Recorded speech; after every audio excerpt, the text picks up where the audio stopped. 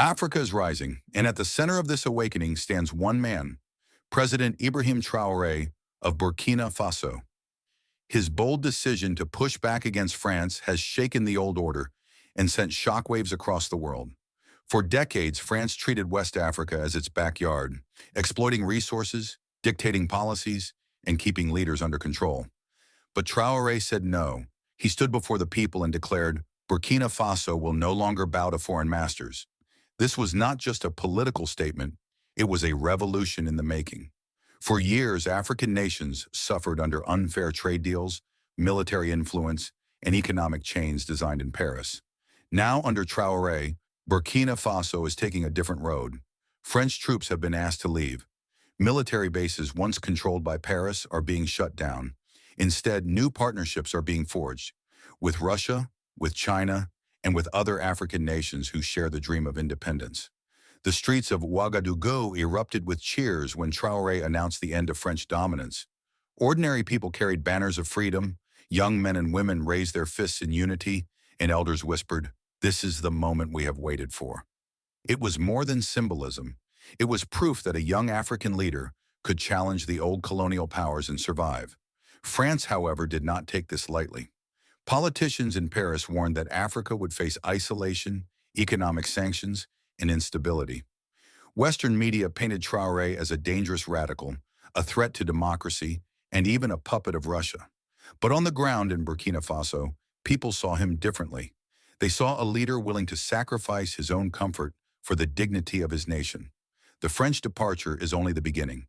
Traoré's government is now negotiating new mining contracts that give Burkina Faso 70% of profits instead of the previous 10%. Schools are being rebuilt with local funds. Farmers are receiving subsidies to boost food security. The message is clear. Burkina Faso will no longer export wealth while its people remain poor. The country will stand tall, and Africa will follow. Across the continent, other nations are watching closely. In Mali, Niger, and Guinea, leaders have already expressed solidarity. Together, they are building a new alliance, one free from French interference, one focused on African unity. This is not just about Burkina Faso.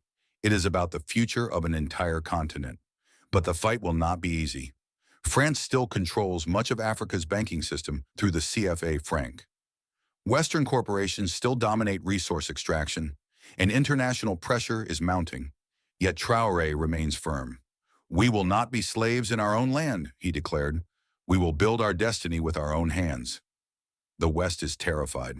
For the first time, Africa has a leader who speaks with courage and acts with conviction.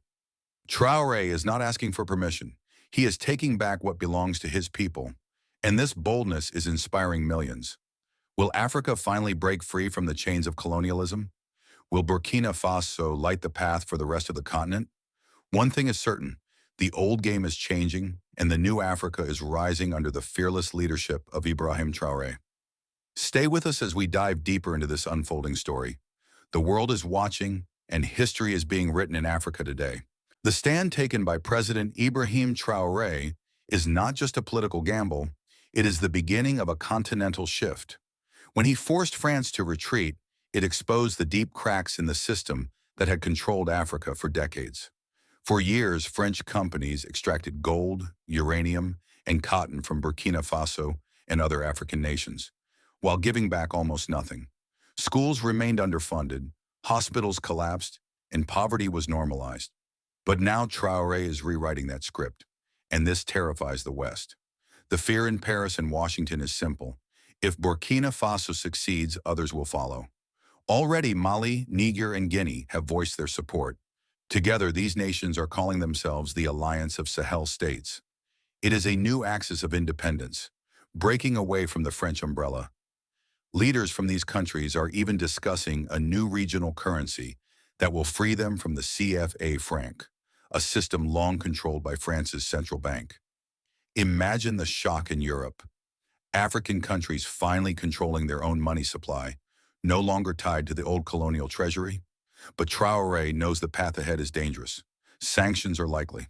France and its Western allies may try to cut off aid, block financial systems, or even support internal opposition to destabilize his government.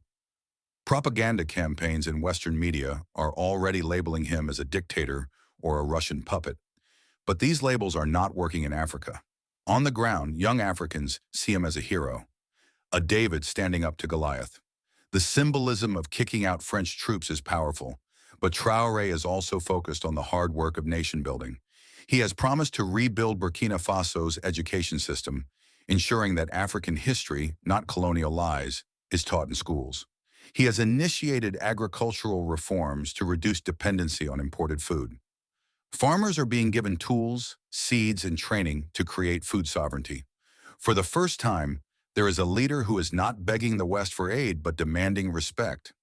Meanwhile, global powers are paying close attention. Russia has pledged military and technical support. China is exploring infrastructure projects and trade partnerships. Some Western analysts warn of a new Cold War in Africa, but to Africans, this is about choice. For decades, there was only one master, France. Now there are options, and Traoré is choosing what benefits his people.